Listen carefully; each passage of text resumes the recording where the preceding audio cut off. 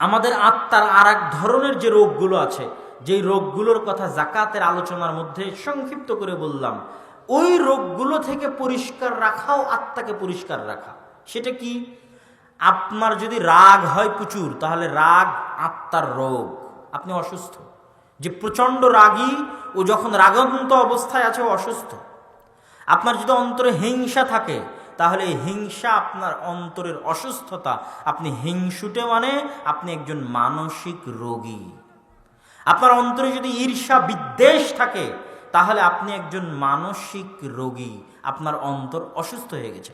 আপনার অন্তরে যদি অহংকার থাকে, আপনি একজন মেন্টাল পেশেন্ট, মানসিক রোগী। আপনার অন্তরে অহংকার আছে, এটা একটা অসুস্থতা। আপনি মানুষের গীবত করছেন, আপনার অন্তরে অসুস্থতা আছে, আপনি মেন্টাল পেশেন্ট। আপনি মানুষকে অপবাদ দিচ্ছেন, আপনার ভিতরে অসুস্থতা আছে, আপনার অন্তর অসুস্থ। আপনি লোভী, টাকার লোভ, খাবারের লোভ সামলাতে পারেন না, ধৈর্য নাই লোভের সামনে, আপনি অসুস্থ, মেন্টাল পেশেন্ট, আপনার নফস রোগী।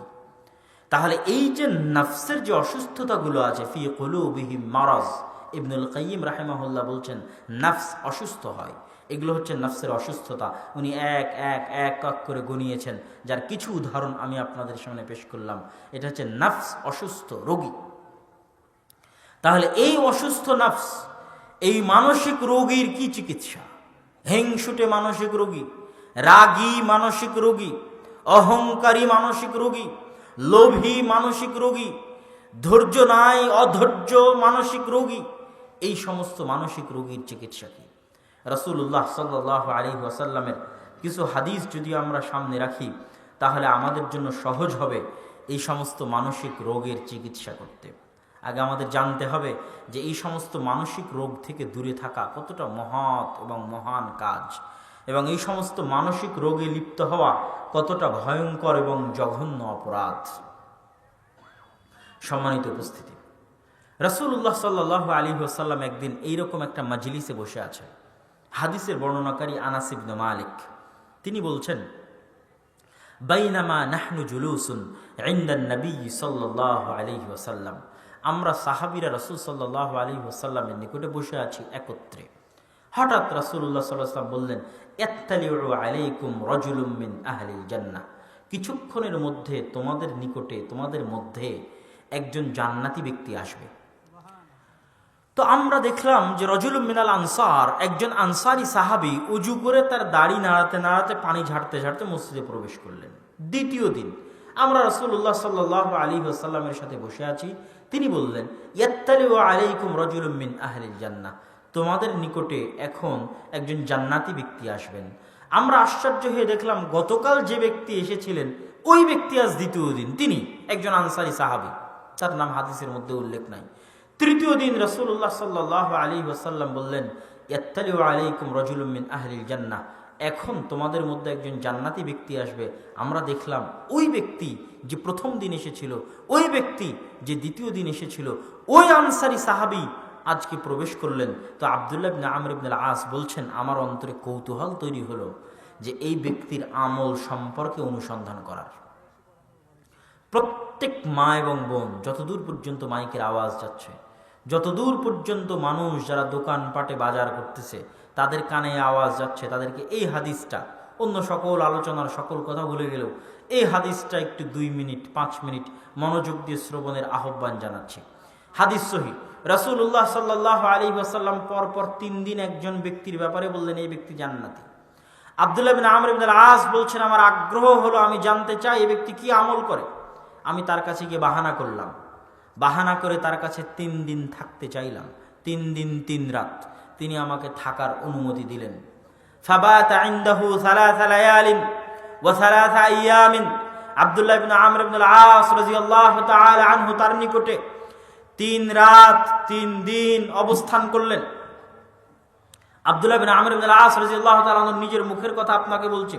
উনি বলছেন, ফাকানা লা ইয়ারা মিনহু কাসীরা আমালিন, এই 3 দিন 3 রাতে আমি বড় কোনো আমল দেখতে পেলাম না, যে অতিরিক্ত কোনো আমল তিনি করছেন, এরকম অতিরিক্ত কোনো আমল আমি তার আমল নামায় দেখলাম না।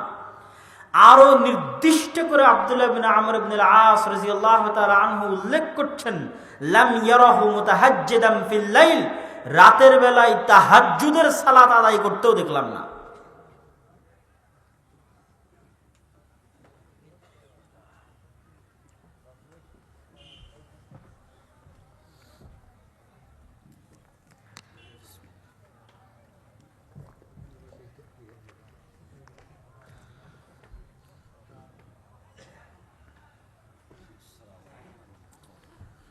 সম্মানিত উপস্থিতি, আব্দুল্লাহ ইবনে আমর ইবনে আল-আস এই ব্যক্তির নিকটে 3 রাত 3 দিন অবস্থান করলেন। যেই ব্যক্তি সম্পর্কে রাসূলুল্লাহ সাল্লাল্লাহু আলাইহি ওয়াসাল্লাম পরপর 3 দিন ঘোষণা দিয়েছেন দুনিয়াতে জীবিত থাকা অবস্থায় যেই ব্যক্তি জান্নাতি। 3 দিন 3 রাত তার বাড়িতে অবস্থান করার পর আব্দুল্লাহ ইবনে আমর ইবনে আল-আস বলছেন, আমি তাকে বেশি কোনো আমল করতে দেখিনি, নির্দিষ্ট করে বলছেন তাহাজ্জুদের সালাত আদায় করতেও দেখিনি। আমি তো আশ্চর্য হয়ে গেলাম, যে ব্যক্তিকে আল্লাহ রাসূল জান্নাতের ঘোষণা দিচ্ছেন, জান্নাতের সার্টিফিকেট দিচ্ছেন, ও তাহাজ্জুদের সালাত আদায় করে না। এবং দিনের বেলা বেশি কোনো আমল, অত্যধিক কোনো আমল আমার নজরে আসলো না, আমার চোখে পড়লো না, না দিনের বেলা না রাতের বেলা। আমি 3 দিনের দিন যখন ফিরে চলে যাচ্ছি তখন তাকে জিজ্ঞেস করলাম, ঘটনা এই রাসূলুল্লাহ সাল্লাল্লাহু আলাইহি ওয়াসাল্লাম এই বলেছেন, এই অবস্থা, এই জন্য এসেছিলাম, আপনি কি বলতে পারবেন আপনি কি আমল করেন? তখন ওই ব্যক্তি বললেন যে তার কোনো এমন আমল তার জানা নেই। আব্দুল্লাহ ইবনে আমর ইবনে আল-আস বিদায় নিচ্ছেন, বিদায় নিতে যাবেন এমত অবস্থায় তিনি আবার তাকে ডাক দিয়ে বললেন, হ্যাঁ, তবে একটা আমলের কথা বলতে পারি, জানি না এটাই সেটা কিনা, তবে একটা আমলের কথা বলতে পারি, সেটা হচ্ছে প্রত্যেক রাতে যখন আমি ঘুমাতে যাই, প্রত্যেক রাতে যখন আমি বিছানায় যাই, আমার পাড়া প্রতিবেশী, ভাই বোন, আত্মীয় স্বজন, ব্যবসা বাণিজ্য, দোকানপাট, ব্যাংক ব্যালেন্স, স্ত্রী পুত্র, যার সাথে সারাদিন যা কিছু ঘটেছে, কার ওপর রাগ করেছি, কার সাথে হিংসা করেছি, কার বিরুদ্ধে বিদ্বেষ করেছি, কার ওপর মনক্ষুণ্ণ হয়েছি, কার ওপর রাগান্বিত হয়েছি, যত কিছু সংঘটিত হয়েছে, কে পৃথিবীতে আমার সাথে শত্রুতা করছে, কে পৃথিবীতে আমার সাথে দুশ্মনী করছে, পৃথিবীর সকল শত্রু দুশ্মন বন্ধু বান্ধব যে আমার হক মেরে খাচ্ছে তাকেও, যার ওপর আমি রাগান্বিত হয়েছি তাকেও, পৃথিবীর প্রত্যেকটা মানুষকে নিঃস্বার্থভাবে ক্ষমা করে দিয়ে পরিষ্কার পরিচ্ছন্ন হৃদয় নিয়ে আমি ঘুমাতে যাই। আব্দুল্লাহ বিন আমর ইবনে আল-আস বলছেন, এটাই সেটা যে পরিষ্কার পরিচ্ছন্ন হৃদয়ের কারণে দুনিয়াতে থাকতেই রাসূল সাল্লাল্লাহু আলাইহি ওয়াসাল্লাম আপনার জান্নাতের ঘোষণা দিয়েছে। এটার কথাই আল্লাহ সুবহানাহু ওয়া তাআলা পবিত্র কোরআন মাজিদে বলেছেন, লা ইয়ানফাউ মালু ওয়ালা বানুন ইল্লা মান আতা বিকলবিন সালিম। ধন সম্পদ কাজে দিবে না, সন্তান সন্ততি কাজে দিবে না, কলবে সালিম, পরিচ্ছন্ন হৃদয়, পরিষ্কার আত্মা। প্রত্যেক মা বোন, প্রত্যেক ভাই বোন যারা মানসিক রোগী, হিংসুটে, বিদ্বেষী, রাগান্বিত, পরশ্রী কাতর, লোভী, প্রত্যেকের উচিত রাতে ঘুমাতে যাওয়ার সময় পৃথিবীর সকল মানুষকে নিঃস্বার্থভাবে নিশ্চিন্ত হৃদয়ে ক্ষমা করে দেওয়া। জেনে রাখেন, পরিষ্কার পরিচ্ছন্ন হৃদয় ছাড়া মানুষ জান্নাতে যাবে না। যদি জান্নাতের হকদার হয়েও যায়, আল্লাহ তাকে জোর করে পরিষ্কার পরিচ্ছন্ন করবে। রাসূলুল্লাহ সাল্লাল্লাহু আলাইহি ওয়াসাল্লাম বলছেন, ইখলাসুল মুমিনুনা ইয়াউমাল কিয়ামাহ, কিয়ামতের দিন মুমিনদেরকে যখন পুলসিরাত থেকে নাজাত দিয়ে দেওয়া হবে, নিজ নিজ আমলের জোরে পুলসিরাত পার হয়ে যাবে। সবাই জানেন, পুলসিরাত পার হয়ে যাওয়ার পর মুমিনদেরকে বাধা দেওয়া হবে। ইউহবাসুন, কোথায় বাধা দেওয়া হবে? ইনদাল কান্তারা, আর একটা ব্রিজ, আর একটা নদী তাদেরকে অতিক্রম করতে হবে, ওখানে তাদেরকে বাধা দেওয়া হবে। কেন? ইউকাসসু বাইনাহুম মাযালিম আল্লাতী কানাত ফিদ দুনিয়া। ওই কান্তারার মধ্যে এই সমস্ত জান্নাতি মুমিনদের হৃদয়ে যে বিদ্বেষ ছিল হালকা পাতলা, কারো বিরুদ্ধে যদি হিংসা থেকে থাকে, কারো বিরুদ্ধে যদি রাগ থেকে থাকে, ক্ষোভ থেকে থাকে, এই সামান্য হিংসা নিয়ে তাকে জান্নাতে যেতে দেওয়া হবে না, এই সামান্য বিদ্বেষ নিয়ে তাকে জান্নাতে যেতে দেওয়া হবে না। জান্নাত রোগী, মানসিক রোগীদের জন্য নয়, জান্নাত পরিষ্কার পরিচ্ছন্ন হৃদয়ের অধিকারীদের জন্য। এই জন্য আল্লাহ ওখানে একটা নদী বানিয়েছেন, ওই নদীতে গোসল করে প্রত্যেক মুমিনের হৃদয়কে বাধ্যতামূলক পরিষ্কার পরিচ্ছন্ন করা হবে। এবং জান্নাতে কোনো মুমিনের প্রতি কোনো মুমিনের কোনো হিংসা, কোনো মুমিনের প্রতি কোনো মুমিনের কোনো রাগ, কোনো মুমিনের প্রতি কোনো মুমিনের কোনো বিদ্বেষ কিছুই থাকবে না। সকল হিংসা বিদ্বেষ মুক্ত অবস্থায়, পরিষ্কার পরিচ্ছন্ন অবস্থায় জান্নাতে প্রবেশ করতে হবে। তাহলে তার ফজিলত কত বেশি যে দুনিয়াতে থাকতে পরিচ্ছন্ন হৃদয় নিয়ে বিদায় নেবে। প্রথম ধাপ কমপ্লিট করবেন, 40 দিনের, তখন আপনি আসলে শয়তানের যে কন্ট্রোল ক্ষমতা আপনার আত্মার উপর আছে এটা অনেকটা কমে যাবে এবং আপনার নিজের কন্ট্রোল ক্ষমতা আপনার আত্মার উপর বাড়বে। আল্লাহ সুবহানাহু ওয়া তাআলা আমাদের তৌফিক দান করুক, আল্লাহুম্মা আমিন। সম্মানিত উপস্থিতি, এবার তৃতীয় পদ্ধতি আত্মাকে প্রশিক্ষিত করার, প্রশিক্ষণ দেওয়ার, পরিশুদ্ধ করার তৃতীয় কাজ বলার আগে মাঝখানে আরেকটা কথা বলিনি যে ইসলামে যত হুকুম আহকাম আছে সব হুকুম আহকাম দিন শেষে আত্মাকে পরিশুদ্ধ রাখার জন্যই। সব হুকুম আহকাম দিন শেষে আত্মাকে ক্লিন রাখার জন্য। যেমন সিয়াম, রমজান মাসের রোজা, এটা একটা প্রশিক্ষণ। না খেয়ে থাকতে হবে, গুনাহ বিরত থাকতে হবে, এটা একটা প্রশিক্ষণ। আত্মাকে কন্ট্রোল করা, যে না খাওয়া যাবে না, না গুনাহ করা যাবে না, কেন আমি রমজান মাসে আছি, এটা একটা প্রশিক্ষণ, অন কাইন্ড অফ প্র্যাকটিস, যে আপনি আত্মাকে কন্ট্রোল করা শিখতেছেন। এরকম প্রত্যেকটা জায়গায় যেমন আমাদের অন্তরের অসংখ্য ব্যাধি আছে, খালি যেগুলোই ব্যাধি তা নয়, লোভ লালসা ব্যাধি, কৃপণতা ব্যাধি, জাকাত দিতে হবে। যখন জোরপূর্বক আপনার কাছ থেকে টাকা বের হয়ে গেল, আস্তে আস্তে আপনি উদার হওয়া শিখবেন, কৃপণতা থেকে বের হবেন, লোভ লালসা থেকে বের হবেন, আপনার আত্মা পরিষ্কার হবে। জাকাতের ক্ষেত্রে আল্লাহ বলেছে মানুষের আত্মা পরিষ্কার করার জন্য জাকাত দিতে হবে। তারপরে চক্ষু নিচু রাখার ক্ষেত্রে আল্লাহ সুবহানাহু ওয়া তাআলা বলেছেন আত্মা পরিষ্কার রাখার জন্য চক্ষু নিচু রাখতে হবে।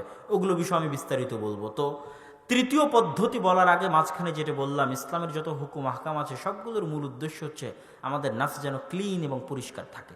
তৃতীয় যে কাজ দিয়ে আমরা আমাদের আত্মাকে প্রশিক্ষিত করতে পারবো, পরিশুদ্ধ করতে পারবো, শয়তানের বিরুদ্ধে লড়াই করতে পারবো, সেটা হচ্ছে, এইটা জানার আগে আরেকটা জিনিস আমাদের জানতে হবে, শয়তান কোন কোন মাধ্যম দিয়ে সবচেয়ে বেশি আমাদের আত্মাকে পরাস্ত করে। এক, আমাদের চোখ দিয়ে সবচেয়ে বেশি পরাস্ত করে আমাদের আত্মাকে। দুই, আমাদের জিহ্বা দিয়ে আমাদের আত্মাকে সবচেয়ে বেশি পরাস্ত করে। তিন, আমাদের কান দিয়ে আমাদের আত্মাকে সবচেয়ে বেশি পরাস্ত করে। এগুলো প্রত্যেকটা ডাইরেক্ট কানেকশন আছে রুহের সাথে। তার মধ্যে সবচেয়ে বড়টা হচ্ছে জিহ্বা। কত হাদিস নেবেন জিহ্বার ওপর। শাইখ আব্দুর রাজ্জাক বিন ইউসুফের কোনো একটা বক্তব্য যদি শুনেন জিহ্বার ওপর, অসংখ্য হাদিস পাবেন। রাসূলুল্লাহ সাল্লাল্লাহু আলাইহি সাল্লাম বলছেন, তোমরা যত আমল করো না কেন ইসলামের, সব আমলের রাজা হচ্ছে এই জিহ্বা। এটাকে যদি কন্ট্রোলে রাখতে পারো তাহলে সব কিছু ঠিক আছে, না হলে কিছুই নাই। তাহলে এই জিহ্বা এটা হচ্ছে শয়তানের একটা অস্ত্র, যেটা দিয়ে শয়তান আমাদের রুহের উপর অ্যাটাক করতে পারে। কিভাবে? আমি মুখ দিয়ে আউল ফাউল বলবো, গীবত করব, তোহমত দেব, অপবাদ দেব, গল্প গুজব করব, প্রত্যেকটা কথাই লেখা হচ্ছে কোন কথার কারণে যে জাহান্নামে চলে যাব। সবচেয়ে সহজ যে মাধ্যমে শয়তান আমাকে জাহান্নামে নিয়ে যেতে পারে, এটা হচ্ছে জিহ্বা। যেহেতু জিহ্বার উপর আমাদের কন্ট্রোল ক্ষমতা সবচেয়ে কম, আর এটাকে আমরা সবচেয়ে হালকা মনে করি, সবচেয়ে পাতলা মনে করি। মা বোনেরা এক জায়গায় বসলে শুরু হয়ে গেল, উইদাউট এনি কন্ট্রোল জিহ্বা চলতেছে। আমরা এক জায়গায় গাড়িতে উঠলে শুরু হয়ে গেল, উইদাউট এনি কন্ট্রোল জিহ্বা চলতেছে। গালিগালাজ থেকে শুরু করে, তারপরে গীবত তোহমত থেকে শুরু করে, অযথা আউল ফাউল কথা থেকে শুরু করে, মিথ্যা কথা থেকে শুরু করে, মজাক থেকে শুরু করে, সব কিছু প্রত্যেকটা আমরা জিহ্বা দিয়ে করতেছি। আর এই কোনটার কারণে যে জাহান্নামে চলে যাবো আমরা জানি না। তাহলে অতি সহজে যেটা দিয়ে শয়তান আমাদের জাহান্নামে নিয়ে যেতে পারে, এটা জিহ্বা। তাহলে এই জিহ্বার বিপরীত যেটা, সেটা হচ্ছে তৃতীয় কাজ, যেটা দিয়ে আমরা শয়তানের বিরুদ্ধে আত্মাকে পরিশুদ্ধ রাখবো, সেটা হচ্ছে আল্লাহর জিকির। সেটা কি? আল্লাহর জিকির। লিসানুন যাকির, যেই জিহ্বা আউল ফাউল বকে না, গীবত তোহমত করে না, অযথা পেঁচাল পারে না, গল্প গুজব করে না, আড্ডা পিটে না, লিসানুন যাকির, বরং প্রতি পদক্ষেপে, প্রতি ধাপে ধাপে যেই জিহ্বা কার নাম উচ্চারণ করে? আল্লাহর নাম উচ্চারণ করে।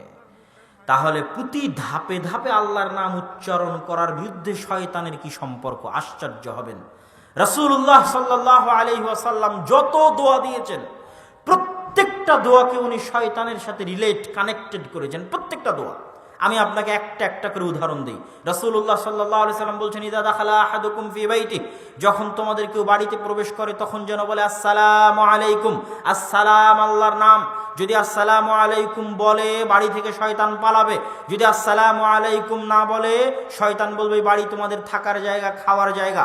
তাহলে সালাম দেওয়ার সাথে কাকে সম্পৃক্ত করলেন আল্লাহ রাসূল? কাকে সম্পৃক্ত করলেন? শয়তান। এটা একটা ধাপ। বাড়িতে প্রবেশ করা আমার জীবনের একটা ধাপ, ওটার মধ্যে আল্লাহর জিকির সংযুক্ত করা হয়েছে। আসসালামু আলাইকুম বলার সাথে শয়তানের সম্পর্ক, কেননা শয়তান আমাদের রূহ, নফস, আমাদের আত্মা কন্ট্রোল করতে পারে।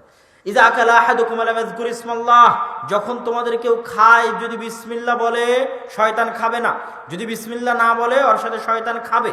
তাহলে খাওয়া এটা আমাদের জীবনের একটা কাজ, একটা ধাপ। ওই ধাপে আল্লাহর নাম উচ্চারণ করতে বলা হচ্ছে লিসানুন যাকির, ওই জিহ্বা যে আল্লাহর নাম স্মরণ করে ধাপে ধাপে। আল্লাহর নাম স্মরণ করাকে কার সাথে সম্পৃক্ত করা হলো? শয়তানের সাথে। টয়লেটে প্রবেশ করবে আল্লাহুম্মা ইন্নী আউযু বিকা মিনাল খুবুসি ওয়াল খাবাইস, কার থেকে বাঁচতে? শয়তান থেকে বাঁচতে। স্ত্রীর সাথে যাচ্ছে, সাংসারিক জীবনে দোয়া পড়বে বিসমিল্লাহি আল্লাহুম্মা জান্নিবনা শাইতান ওয়া জান্নিবি শাইতানা মা রাযাকতানা, কার থেকে বাঁচতে? শয়তান থেকে বাঁচতে। যেন পেটে যে সন্তান আসবে সেটাকে যেন শয়তান ক্ষতিগ্রস্ত করতে না পারে। সন্তানকে কোলে নিবে, কোলে নিয়ে কি দোয়া পড়বে? আউযু বিকালিমাতিল্লাহি তাম্মা মিন কুল্লি শাইতানিন ওয়া হাম্মা ওয়া মিন কুল্লি আইনিন লাম্মা, কার থেকে বাঁচতে? ওই ছোট বাচ্চাকে কার থেকে বাঁচাতে? শয়তান থেকে বাঁচাতে। কত নিবে? ইসলামের প্রত্যেকটা ধাপে ধাপে যে দোয়া শেখানো হয়েছে, প্রত্যেকটা দোয়া কার থেকে বাঁচতে শেখানো হয়েছে? শয়তানের থেকে বাঁচতে শেখানো হয়েছে। তাহলে আমাদের তৃতীয় কাজ, যদি আমাদের আত্মাকে শয়তানের কন্ট্রোল থেকে বাইরে রাখতে চাই, নিজের কন্ট্রোলে রাখতে চাই, তাহলে জীবনের প্রতিটা ধাপে যে দোয়াগুলো রাসূল সাল্লাল্লাহু আলাইহি ওয়াসাল্লাম শিখিয়ে দিয়েছেন, ওই প্রতিটা দোয়া আমরা যত বেশিভাবে আমাদের জীবনের মধ্যে সম্পৃক্ত করব, শয়তানের কন্ট্রোলের বাইরে আমরা ততটা চলে যাব এবং আমার আত্মা স্বাধীন থাকবে, আমরা স্বাধীন থাকব। সম্মানিত উপস্থিতি, একজন রাশিয়ান জাদুকর, আল্লাহু আলাম তার কথা সত্য মিথ্যা কতটুকু, কিন্তু হাদিসে তো প্রমাণ হয়। একজন রাশিয়ান জাদুকরের একটা ভিডিওতে সে বলছে যে যখন আমরা কোনো জাদু করি তখন যেই সমস্ত মুসলমানেরা 5 ওয়াক্ত সালাত আদায় করে এবং এই যে প্রতি ধাপে ধাপে জিকির করতে অভ্যস্ত, আল্লাহর নাম উচ্চারণ করতে অভ্যস্ত, এদের শরীরের চারি সাইডে এমন একটা অদৃশ্য অবয়ব, এমন একটা অদৃশ্য দুর্গ, এমন একটা অদৃশ্য পাহারা যে কোনো জাদু, কোনো বদনজর, কোনো শয়তানের আক্রমণ, কোনো কিছুই ওটা ভেদ করে ভিতরে প্রবেশ করতে পারে না। একই কথা রাসূলুল্লাহ সাল্লাল্লাহু আলাইহি সাল্লাম বলেছেন। কিন্তু জাদুও শয়তানের, বদনজরও শয়তানের, কুদৃষ্টিও শয়তানের, অন্তরের উপর ওয়াসওয়াসাও শয়তানের। কি বলছেন রাসূলুল্লাহ? কেউ যদি ঘুমায় আর আয়াতুল কুরসি পড়ে, আল্লাহর পক্ষ থেকে একটা ফেরেশতা সকাল পর্যন্ত গার্ড দিবে যেন শয়তান আর কোনো ক্ষতি করতে না পারে।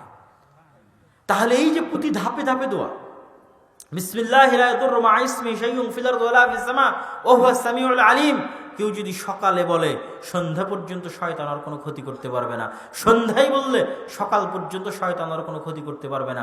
আইনে রাসূল দোয়া অধ্যায় বই যদি যাওয়ার সময় নিয়ে যান স্টেজ থেকে, তো আইনে রাসূল দোয়া অধ্যায় বইয়ের প্রত্যেকটা দোয়ার সাথে দেখবেন শয়তান সম্পৃক্ত, প্রত্যেকটা দোয়ার সাথে।